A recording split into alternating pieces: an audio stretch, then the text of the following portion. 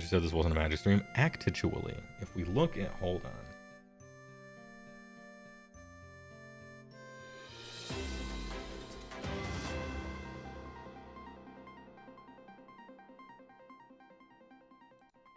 All right.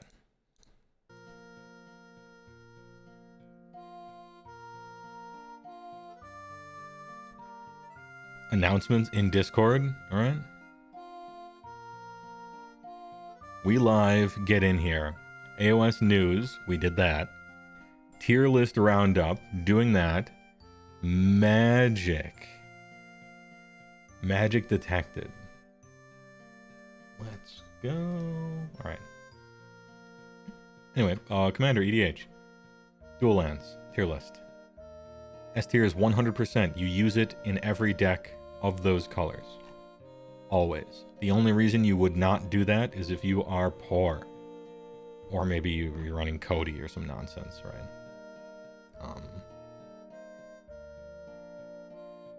What's that, Melody Discord? I don't know, it sounds like a music thing to me. A tier is great, but it needs to be a little specific, but it is great when it's in its proper place. No shade. B is personal preference.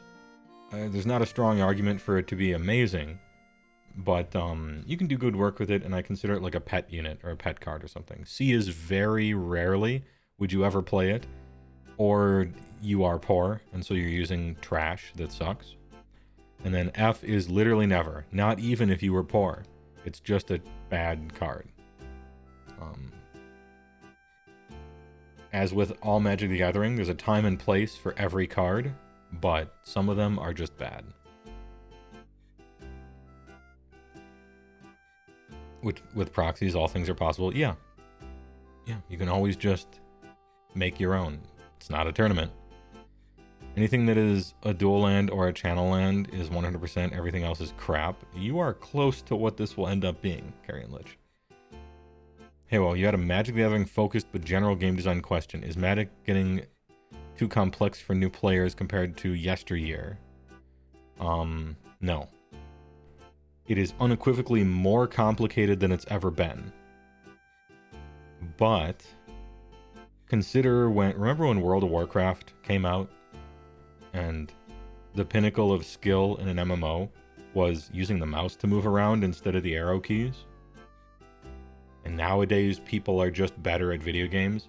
I think people are just smarter. There's more information everywhere. Like, gaming is different. And so, yeah, the game is more complicated, but people are better equipped to handle that complexity, I think.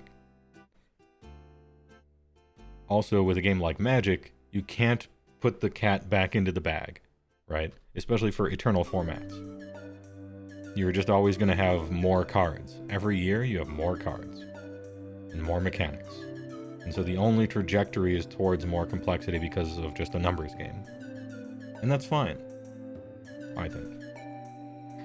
You don't necessarily hook new players with the deepest, most complex rules interactions ever.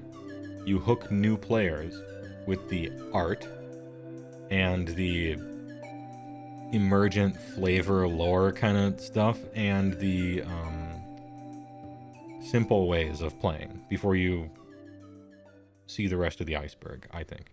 Some cards, time and place were when Genghis Khan still breathed. Yeah, no, it's getting better. Turn creature sideways, win game. And it's getting faster as creatures are getting better. Getting faster as creatures are getting...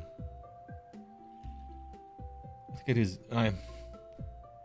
This is going to depend on what format we're talking about, I suppose. But... I don't know. I'm thinking about stuff like Portal. Like Portal and Portal Second Age. Where they made a simplified version of the game to be able to sell their game to people. Because people thought it was too complicated.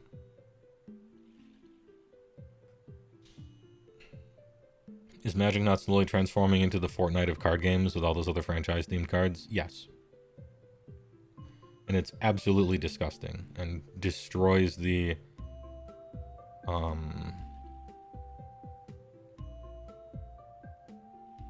How shall I put this? Kind of destroys the theme of Magic. The identity. Magic has no identity. It's just a billboard filled with commercials on television. Also, there are Fortnite cards. And you can never escape from them. And there will be more because they sell really well. And that sucks. I don't look forward to making food tokens that are fucking McDonald's fries and playing some sorcery that's DraftKings sorcery, flip a coin, win a bingo, just Transformer ass fucking garbage, right? The New York Jets 4-4 for 5, you know, just disgusting. But makes a lot of money, so it'll never change and it'll only get worse and more and more. If what you cared about was the identity of Magic, that's dead. It's gone. Still a good game. And people will say that no one cared about Magic lore anyway, and that the lore sucked anyway. And it did suck. But just because it sucked doesn't mean it should be replaced with pure sellout cash grab commercials on TV. There's such a thing as a mid-tier like lore and feeling and atmosphere that's fine to keep around. You don't have to smash it and replace it with commercials unless you want to make money, which they do, and they are. Still a great game. Kind of sucks.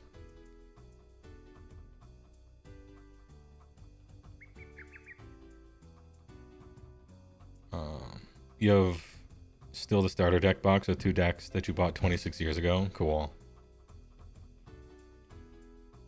First we have Lumbering Falls. Enters the battlefield tapped. Therefore, it is trash. Next. We have Lande Procipiro, which is not an English version of the card, but it enters the battlefield tapped. And I don't know what the English version is because no one's ever played it because it sucks because it enters the battlefield tapped, and so you don't play it. It's trash. Next. We have Canyon Slow. Sloth, if you will. It enters the battlefield tapped. So are we putting it in trash? Well, hold on. Hold on right there, partner. Okay. Whoa there. This boy cycles for 2. So if you don't need land late game, you can indeed draw a card for pretty cheap. That's not bad. And it has the Swamp Mountain type. So if you're playing literally only a 2-color deck, this example doesn't work anywhere else, but if you're playing a 2-color deck, on turn 1, if you have nothing else to play, you can fetch for a Canyon Sloth, put it on the battlefield, tap, and pass, and now you have searched out both your colors, you've mitigated the coming into play tapped because you did it at the beginning of the game when you wouldn't have done anything anyway, and I think it's like, this is a personal preference play, but only for a 2-color deck exactly, nothing else. Some people like no comes into play tap no matter what. I am okay with tutoring for them with fetch lands, but only in a 2-color deck, like I said. So I'll call this one personal preference. Next. Sea of Clouds. Enters the battlefield tapped unless you have 2 or more opponents. Damn, it's a multiplayer format. Literal dual land. Let's go. The best land idea they've had in the last 20 years. Shit yeah, S tier. The only downside to this is like 3 hours into a commander game when you've killed 2 other people and it's a 1-on-1 and you top deck this and it enters the battlefield tapped, but that's very rare. As someone who hasn't played Magic seriously in like 15 years, how many colors are decks usually in Commander? And this is a Commander land tier list. Between 1 and 5. Well, actually, technically, between 0 and 5. In Commander, I don't think too many people play monocolor decks. Usually it's two or 3. In general, it's 2 or 3, some 5, very rarely 4. 4 is, I would say, the least likely. Opulent Palace enters the battlefield tapped. If you're a 3-color deck and you're poor, maybe you do this for budget reasons.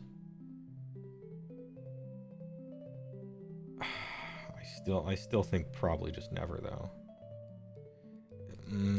Yeah, probably never, but maybe in a 3-color deck if you have no money. This one might go into literally never pretty soon, but I'll start it there.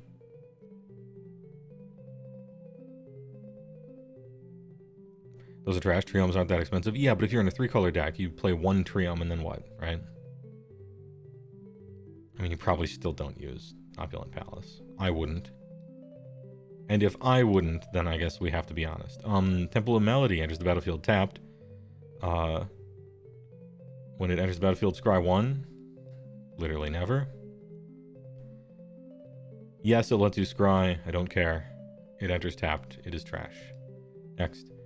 Enters the battlefield tapped. It's a gate, though. So, because it's a gate, there are cards that care about the gate type. It's trash. I just wanted to let you guys know that cards do care about the gate type. But it is trash, and you should never play it. Next. Temple Garden. These are Ravnica duels. They are like real duels, except they punish you for being poor. They cost 2 life to put untapped. Or you can put them tapped if you wish, and they are fetchable. So I think they are S tier. You have 40 life in Commander formats. Surely that's fine, right? Because you can fetch them, they're better than this cycle. But only just. Next. Now we got Triomes, alright? I'm going to put them in personal preference. I like to play Triomes for the aforementioned reason of fetch land turn 1 into all 3 of my colors. Turn 1, which I probably wasn't going to play anything anyway, but I would, I guess, understand if somebody didn't want to do that. Am I overcompensating? Should this be an A, do you think? Or am I like the weird one for liking Triomes? I guess.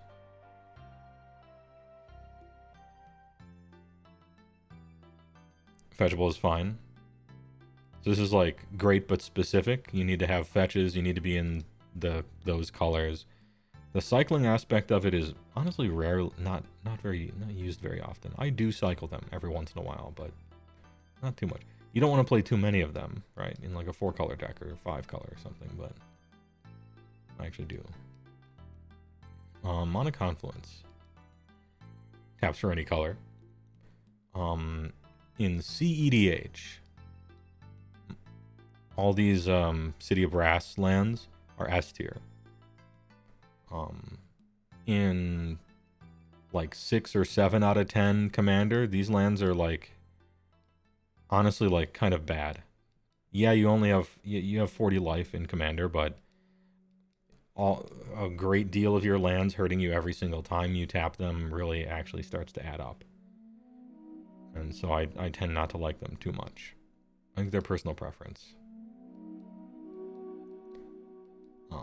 But yeah, in CEDH, S tier 100%. In normal Commander, personal preference, I think. Next up are the Pathways. These can give you that one color that you're missing, and you get to decide, and they come into play untapped. When these first came out, I thought they were way better than they ended up being in play. You know what I mean? So I played these, and I'm like, ooh, you know what?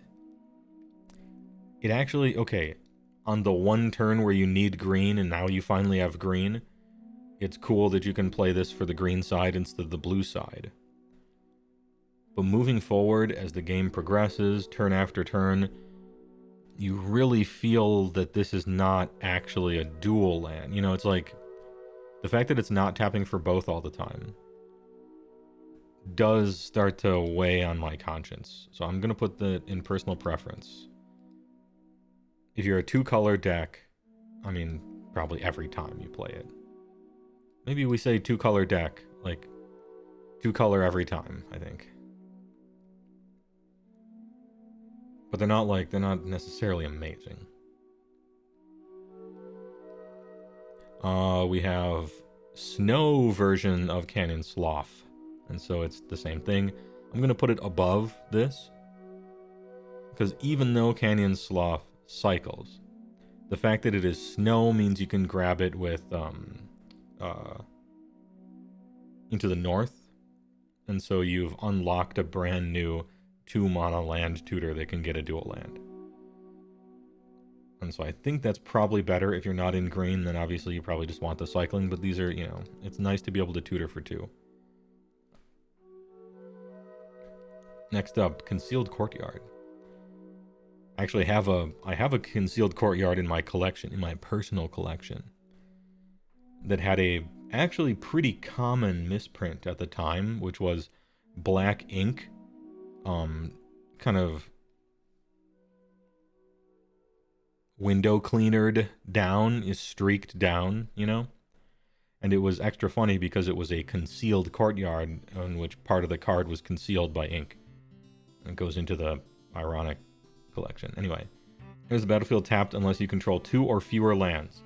Nowhere is the difference between constructed and commander more apparent than with Concealed Courtyard. And where's the other one? Hold on. Where's the inside out? 2 or more other lands. Yeah, here we go. These are 2 sides of a coin, heads and tails, okay? Concealed Courtyard and Dreamroot cycles. These untapped as long as you have 2 or fewer other lands. These untapped if you have 2 or more other lands. And so these, great for constructed, when the first turns of the game are critically important. These, great for commander, where everything but the first 2 turns of the game are really important to have that one last untapped land, actually. As we move towards CDH, both of them are trash, actually, but anyway, I think,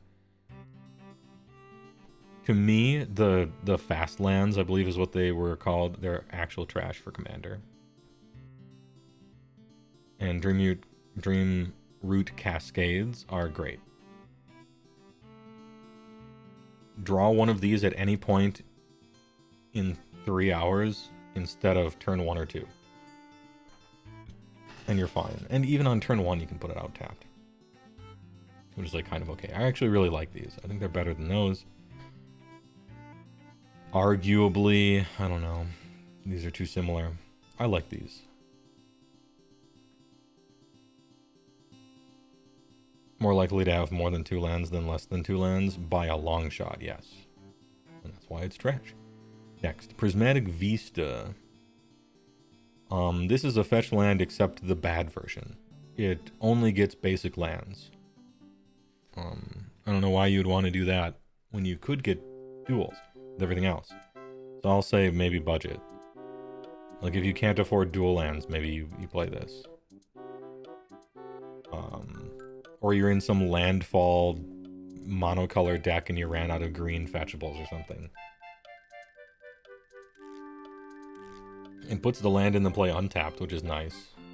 But yeah, I very rarely ever want this. It's just like literally a bad version of fetch lands to me. We got Waterlogged Cove. These are not quite a cycle yet of all of them, but tap, pay a life, green or blue. 1 tap, sack, draw a card. Hell yeah. So it's kind of like cycling. It's kind of like cycling, except it eats up your land drop from that turn. And you're paying 2 both times. But you can play this one early and then sack it when you need it. Extra good in decks that have like Life from the Loam or Crucible Worlds or ways of bringing lands back from the graveyard to the battlefield. Draw a card every turn. These are quite nice. It sucks that you have to pay a life every time you tap it. Unlike Pain Lands or something where you can choose to get a colorless out of it when you don't need it. The damage you take from these, like Mana Confluence, actually really does tend to add up. I have found. But great.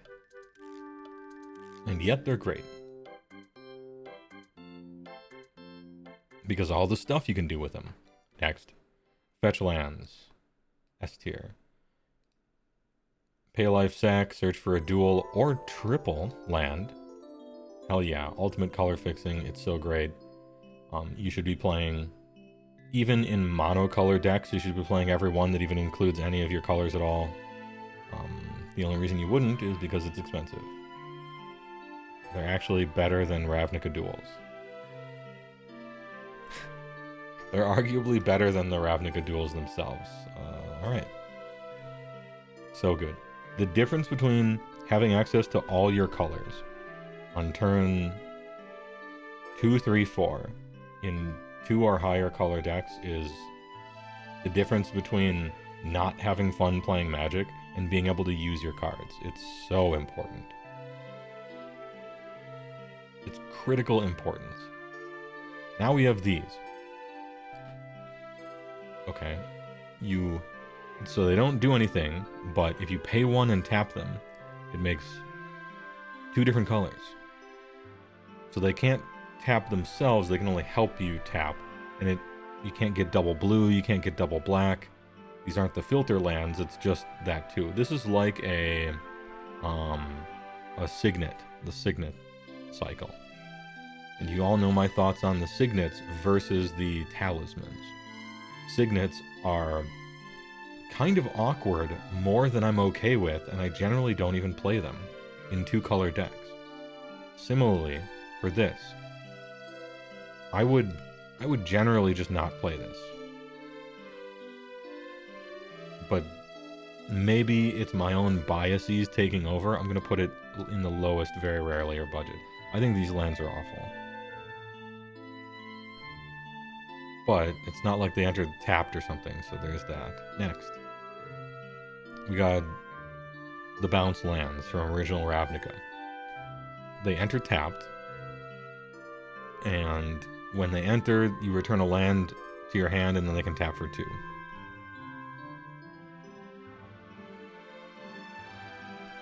These, I think these are like boomer lands for Commander. We used to play these all the time as like a 1 or 2 of in every deck ever. For when you got late game and you play it, return a land to your hand, and then you have a land to play next turn, and just kind of like maybe you have a land that does something when it enters, and so you get to reuse it. I think there's an infinite combo or 2 with Karama the North 3 or South 3 or whatever his name is, where you can keep bouncing the permanent over and over. That's kind of cool. In general, I don't think these are very good. Alright, this thing is actually trash. No more excuses. This thing's trash. I could see you very rarely playing this. There are some infinites with it. It is nice to be able to reuse a landfall, maybe. But coming into play tapped and returning is more like you need to find a way of turning those disadvantages into advantages, and then it's at the best, like, okay. Next. Sunken Hollow Cycle. Island Swamp. Oh. Enters the battlefield tapped unless you control 2 or more basic lands. You just need 2 or more basic lands. How hard can it be? Well, let me tell you. I don't play basics. I just don't. Why play a basic land when you could play anything else? If my opponent plays Blood Moon, I have already emotionally prepared myself to lose, and I'm fine with it. I'll lose to 1 Blood Moon a year if it means I don't have to draw a Plains when I could have drawn a Scrub land 30 times, you know? Anyway, it's fetchable, so it's at least better than these two, because there's a chance of this coming to play untapped. I think these are personal preference. I think they're above Mana Confluence, even. Well, no. Great but specific. If you're playing a bunch of basics, you kind of don't want to play a bunch of basics, though. That's, like, actually bad. Yeah, I'll go personal preference on these. If you're not playing a bunch of basics, then they're, like, fetchable tapped lands. And if you are, then they're almost like Sea of Clouds. That's enough to be in B tier, I think. Seed of Brass is the same as Mana Confluence, except literally worse. Because whenever it becomes tapped, it deals a damage to you. So sometimes your opponent could have something that taps a land And they can hurt you every turn by tapping this thing. Like Rashad and Port, City of Brass every turn. That's kind of funny. It doesn't really matter, but it is kind of funny. Also, it deals damage versus loss of life, and sometimes that you could have a thing with that, but in general, it's just like if you're trying to do it, you're playing both. Boseiju Who Endures, S tier. This isn't even a land. That's my problem with Boseiju. My problem with Boseiju is it's not a land. It's an uncounterable spell. That's what it is. You discard this, and as an ability that they would have to stifle, you destroy an artifact or enchantment. Or a non-basic land. And so it's essentially uncounterable spell, and whenever I draw it, I like don't want to play it. Because it's that much of a spell. So I don't know if this even counts. But yeah, it's S tier. Always play it if in the colors, for sure.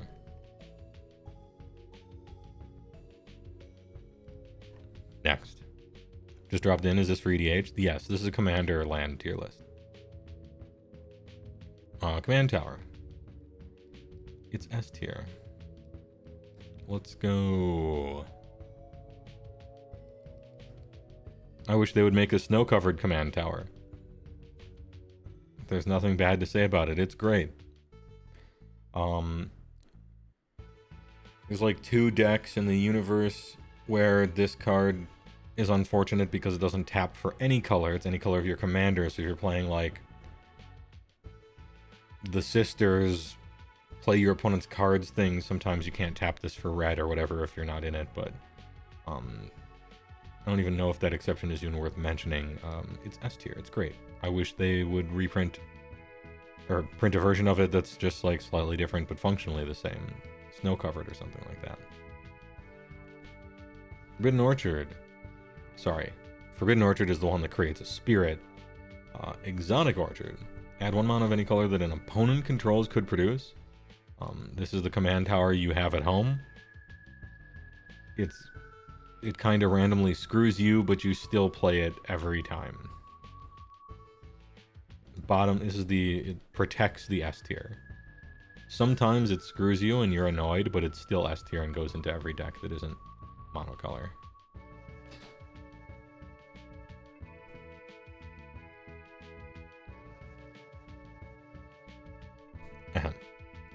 Shivan Reef, the Painland cycle. I rate these very high.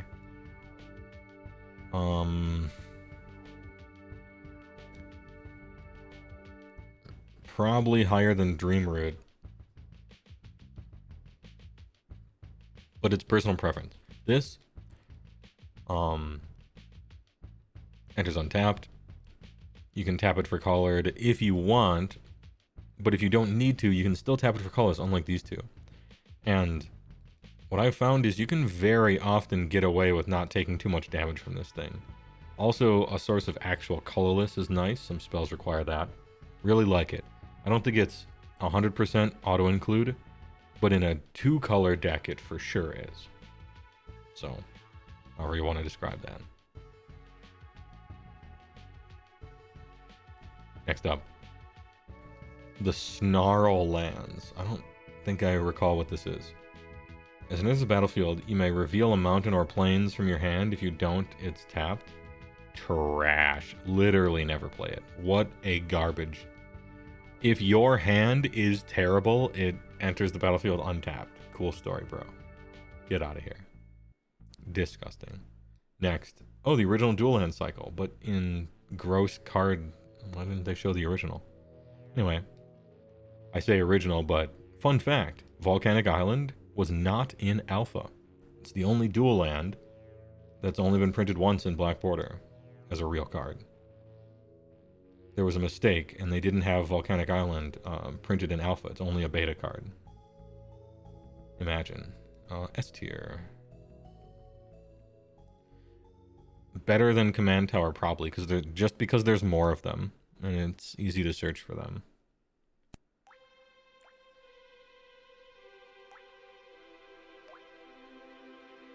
Next, Tainted Peak.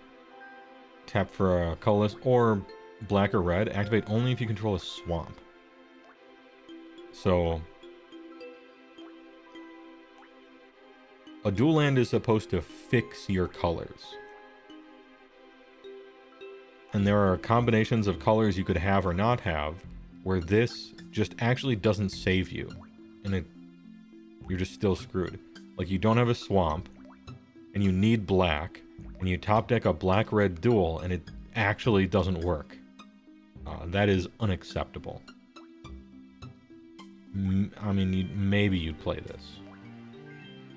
You would, like, maybe play this thing in a majority black deck that's, like, splashing red or something, and it's only 2 colors. I don't know, man.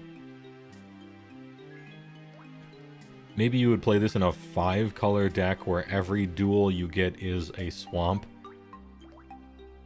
And you just don't play any of the dual lands that aren't swamps, and so this thing will always be able to trigger, maybe, I don't know, it's very rarely. The Snarls didn't even see standard play? Yeah, they don't even sound good in principle, but they made it to, they made it to printing. The great work is finished, says that one guy nobody likes. You have finished the royal court, and now you slumber until next week, when you will learn if your labors are merely ones of love or if they will remain of value when the new forces arrive. Yeah, next week, Friday at 10 p.m. Probably Flesh Eater Courts reveal. Ooh boy, can't wait.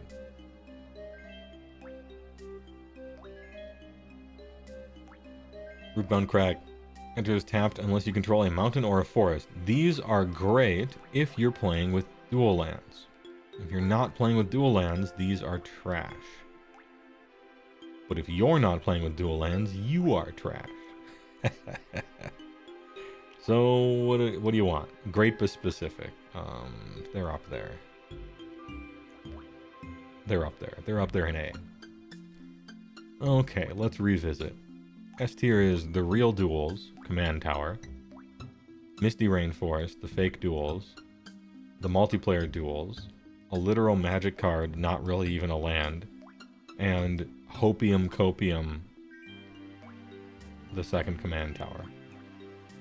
Not pictured here, because apparently this wasn't included in the Commander lands tier list, which is crazy to me, is Reflecting Pool.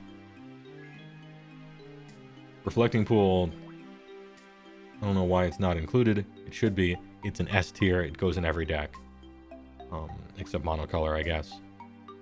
But yeah, Reflecting Pool belongs in S tier. That's just an omission, and it should be corrected.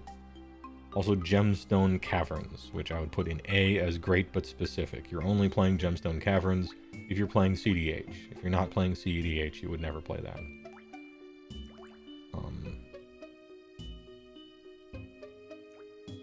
Thawing Glaciers. Thawing Glaciers is so bad. I played Thawing Glaciers in a Commander deck, but it was in the year 2012 or something, and it kind of sucked even then. It's tapped, then you return it, then you get the land tapped, the next turn you put it back out tapped. It's just so slow. I mean, it was good in like Ice Age Standard, or Type 2, but... Gemstone Mine, it's good in the Epic Storm Legacy 5-color Storm decks, but the fact that there's 3 charge counters on it and they run out and the land dies, not very conducive to long Commander games for Gemstone Mine. I wouldn't even use it in a charge counter deck, because the best thing you could possibly do is babysit the thing into just being a command tower. It's not like it's tapping for extra.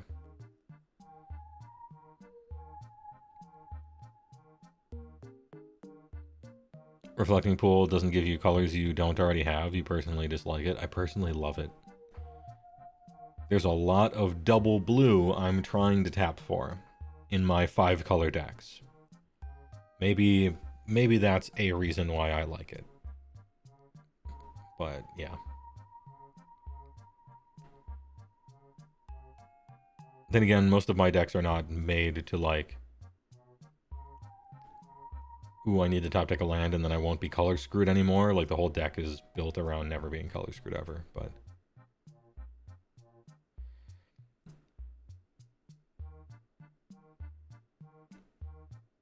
Because we were talking utility land, we need like Field of Dead. Yeah, this is just like colors. All these. If we're talking utility, it's like, oh, let's talk about Field of the Dead, and Thespian Stage, and Vesuva, and Winding Canyons, and Alchemist Refuge. The other cycle, the other channeling legendary lands in the cycle that are all like 7,000 times worse than Boseiju. Tolaria, West for your cycling needs.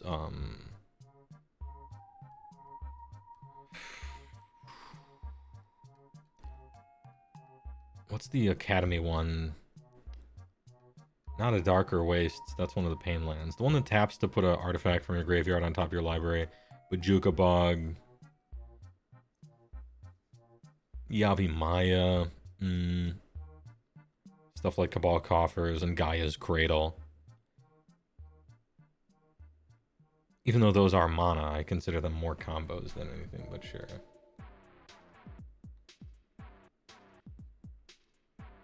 Yeah, the list would be humongous. It would be too big.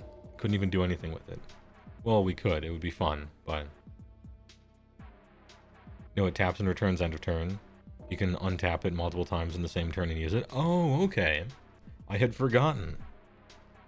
Because I wasn't lying, the last time I used the card was actually 12 years ago, so... Alright, the fact that you can untap it and use it multiple times and then it gets returned so you can get a few land, that's a cool interaction. That's a fun little interaction. I would put that in C.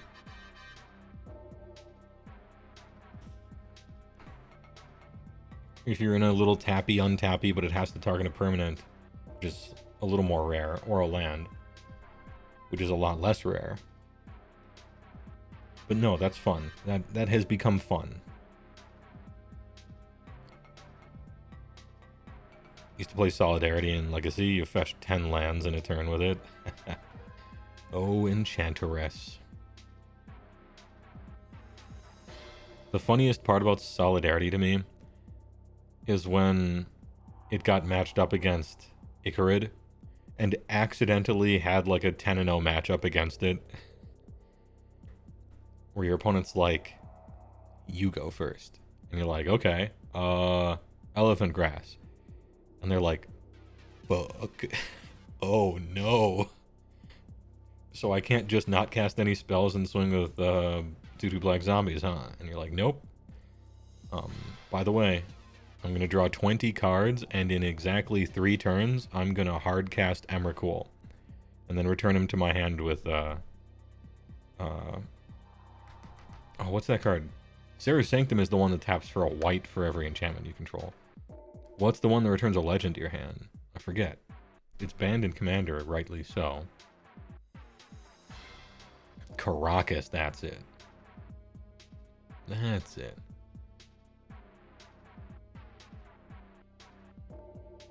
Solidarity is reset Brain Freeze combo. Damn, you wrote Solidarity, in my head I thought Solitude. Or Solitaire, or whatever. And so I was thinking Enchantress, but you were talking about Reset High Tide. Solidarity is what Reset High Tide is called. So it was just like a mistake of reading for me. Apologies. Wait, how are you untapping it? I guess with Turnabout, Reset, and maybe Candelabra, depending on what era you played it. And then all those islands are tapping for like 1 million. That does make sense.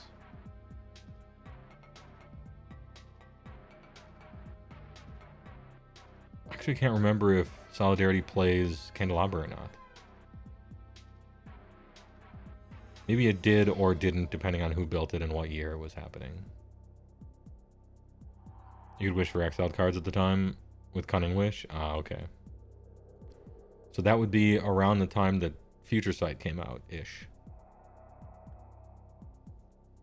Because I think they changed that rule a little afterwards. So you can exile the resets and then get them back for Stormcast. For Stormcast. We both have a slip. Alright, good tier maker.